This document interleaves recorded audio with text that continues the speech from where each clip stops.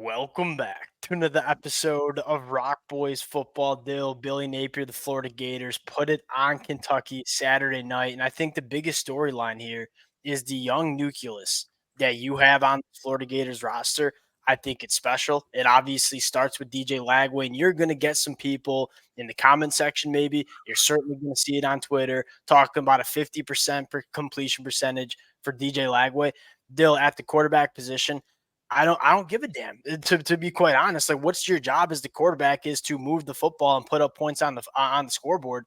That's a very good Kentucky defense that we've seen give Georgia problems. We've seen give Ole Miss some problems. This Florida Gators offense, 476 total yards. They scored 48 points in this football game. I don't care the completion percentage.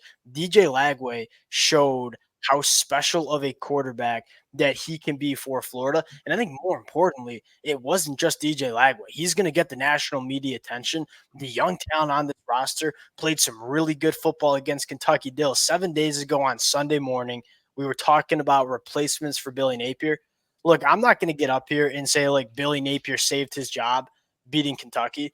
These are the kind of performances that Florida needs. And I think at the end of the day, I'm kind of fired up to dive into the young talent and what we saw from them Saturday night against Kentucky. Fired up to get into it. Before we do an as always, to the Florida fans, let it fly in the comment section, right? It's been a lot of negative talk around this Florida program.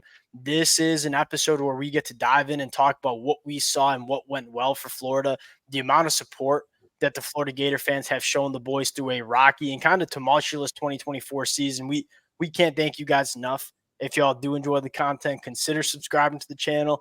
Dill, without further ado, I think we got to start with DJ Lagway, but I'll give you the T-box here. Starting on offense, what did you see from this Florida Gators offense here? I mean, you saw just an unreal potential. I mean, I'm looking at young quarterbacks across the country. Like, pick me one who's got more talent, more like, I mean, man, this guy can be special, not just like a really good college quarterback, but like one of the best ever. I don't know that I'm looking, and I'm talking like that freshman, sophomore class right now. Who around the country are you more excited about in terms of what he can be than DJ Lagway? Because I'm looking at like some really talented players, Jackson Arnold, Nico Yamaleva, like struggle a little bit at times. DJ Lagway, I mean, just his ability to push the ball down the field, his athleticism, his ability to escape pockets, just really dynamic, really, really talented player. And if you're Florida, like that's a guy who can kind of lift up your whole program. If you're kind of looking for that future and looking for that ray of hope, I mean, it's him. The best ever. Somebody clip that. We'll go back to that in 3 years. That's how we talked about DJ Lagway coming in. Like, this kid is just gifted in so many different ways, and it starts with what he can do attacking the deeper third. And it's such a it's kind of a funny conversation because go back to our conversations around Florida in 2023. We need to be more aggressive. Graham Mertz is being too conservative. Yeah, I love the completion percentage, but we got to be a little bit more explosive. Now you kind of get the opposite end of the spectrum where, hey, DJ Lagway is going to let it rip. And I don't think there ain't many quarterbacks in the country that throw a better deep ball than DJ Lagway. And I think what's so exciting is there's not a thing that this kid can't do. Can push the ball down the field. He's obviously a phenomenal athlete, can throw off any single platform that you want. And I think more importantly, can throw a lot of different footballs. Like, you saw some moonshots from DJ Lagway. You saw him rip it in on a frozen rope as well. I mean, this kid has it all. And I think most importantly, there's so much more development that can take place for DJ Lagway. Because the only thing you probably want to see is him maybe manage games a little bit better at times. Sometimes there's certainly still that trying to do too much at times, not taking what's there. And again, you certainly don't want to bring that out of him because obviously that's part of what makes him the playmaker he is. That's part of why I think Florida scored 48 points on a really, really good defense. But you also don't want to see the turnovers. You maybe don't want to see some of the sacks he's taken. That, like, again, it's going to be about balancing that out for him, and that probably just comes with age. And like that's where it gets really exciting. If he manages the game at a really high level, but you don't strip the playmaking ability out, yeah, you got something really special. You want to see him take what's there a little bit more. Like, it did seem like he just wants to push it down the field. Dill, if I could just put like 10% of Graham Mertz and DJ Lagway, and maybe just I'm not saying put the leash on DJ Lagway, but throttle it back maybe just 10%, put a little Graham Mertz in him. You're looking at a quarterback that I think really can do it all. And kind of how you started it, I'll end the DJ Lagway conversation. That is, this is a quarterback that can elevate your program. Like, we're Michigan fans. We were petering for a while, and we got JJ McCarthy, and obviously the program kind of took a change in direction. DJ Lagway seems like that kind of guy where it doesn't really matter the team around him. If you have DJ Lagway at quarterback, you're going to put yourself in a position to win a lot of football games at the top end of this conference. That's where I leave it for DJ Lagway. Now, you also had another true freshman that was incredible, Jadan Baugh, the guy that we talked about coming out of the spring game for Florida 8 months ago.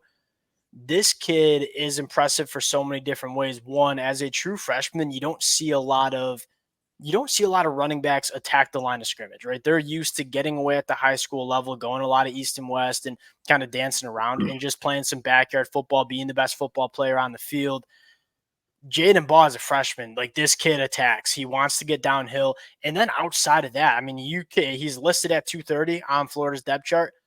He looks 230, plays 230, but doesn't move like he's 230. Like, the jump cuts in the field for the position, it's really impressive. Yeah, DJ Lagway is a true freshman. Really, really damn good. Jadan Baugh is a true freshman running back. He's going to be a guy that's a dude for Florida for the next couple of years in this offense as well. And then I think to round it out on the offense side of the ball, the offensive line finally put a pretty complete game together. And that's really been the unit that, again, when you were almost evaluating where Billy Napier was going to be at by the end of the year, they were certainly going to have a big part of that because it was really, really bad in 2023. This was the first game I look and like, man, there was some real progress here. I thought you saw some of the young guys play really well, which was really encouraging. Like the way Najee Harris is starting to play, really, really encouraged by that. Bryce Lovick came in and played really good football. And you certainly want to see the older guys play good. You want to see Crenshaw Dixon play good. You want to see Austin Barber play good. And they did play good. But I think what's really encouraging is those younger offensive linemen are starting to play good football at a younger age. And that, to me, again, when you're looking for those reasons why keep Billy Napier, whatever you're going to do, or looking for the hope for the program, those are the type of things you need to see. You need to see the young guys that you recruit up through high school play good football and develop into like NFL. And like, you have dudes on this roster. I think that, like, whether you're like, oh, Billy, give Billy, I don't know if I'm there in terms of like, I don't think Billy Napier saved his job on Saturday night. But at the end of the day, and I don't even want to talk about that, because what matters the most is you have some players that are young on this roster that will be on this team in 2025 and in 2026 that are really good football players. That's what you're really focusing on if you're a Florida Gator fan. There's a lot of young talent that can win a lot of football games for Florida over the next couple of years. Same conversation on the defensive side of the football. And look, I know Kentucky's offense, it ain't that good. In the front seven, I'll start with the linebacker. I mean, you saw some really good things from Miles Graham. Saw some really good things from Pup Howard. LJ McCray on the defensive line. TJ Searcy. I think you shouted out Dontre Robinson as well. There's some guys in the front seven that, again, are young. We wanted to see some development from. I think you're starting to see that development. And again, if you're a Florida fan, like, you look at what this roster can be in 2025, regardless of Billy Napier's coaching this football team, you say, hey, we can win a lot of football games with some of the talent that's getting developed within this Florida program. Yeah, I think you said it. To me, the defensive line is the encouraging part. I mean, the way TJ Searcy is kind of developing and the way he's moving in the direction he is, he seems like he's going to be a very much an NFL guy. He was a big one. I think LJ McCray, I thought, had some really good snaps, looked more explosive than I saw him in the spring game, looked a little more comfortable, was playing a bit faster. And then at the linebacker spot, one other guy I want to hit is Jadan Robinson. I mean, I didn't really know much about him, frankly, coming into this year. Making really good open field tackles, certainly something I've seen from Florida not be as good as you want to see it. So, again, a lot of guys moving in the right direction. Borio in the middle. Like, to me, that's the type of performance. Again, we talk about it on the offense side of the ball. Like, yeah, I want to see the older guys play well. It's fun to an extent. But to me, what's really fun when you're looking at Florida is, are the guys coming up beneath them going to play at a high level and going to play at a high level relatively early, let's say. I think you did see some of that from the interior defense, or like the front seven on defense, because that's me.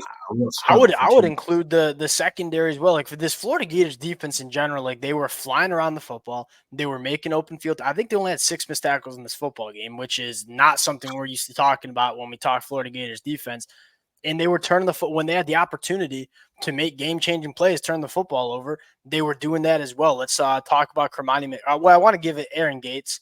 that kid's a dude. I every time I watch, I like Denson too, but man, Aaron Gates is really fun to watch. Cormani McClain, my biggest takeaway from that is one, from like a college football fan perspective, love to see that kid have some success. Like we all know what he can be. The coolest moment in that football game is when he made that play. Did you see what the Florida Gators bench looked like? They were Rocking. fired up for this kid. And like the biggest question mark we had about Cormani McClain coming to Florida was how was he going to be accepted by this Florida Gators locker room? And I think we got our answer Saturday night. Like I mean, everybody was happy for the kid. I don't think anybody was happier than what that Florida Gators bench looked like. That was really cool too. And just again, regardless of the future of Billy Napier, like this was a cool night for the Florida Gators and where they can potentially go. Not only this is where I'll close it. Dill, you look at the SEC, and I'm not saying Florida's going to run the table here. There's not a ton of teams that are getting better. Like we just talked about it with LSU. I feel like they're a team that's getting better. There's a lot of teams in the SEC where like, all right, they maybe not as good as we thought they were. Then you look at Florida and say they're only getting better.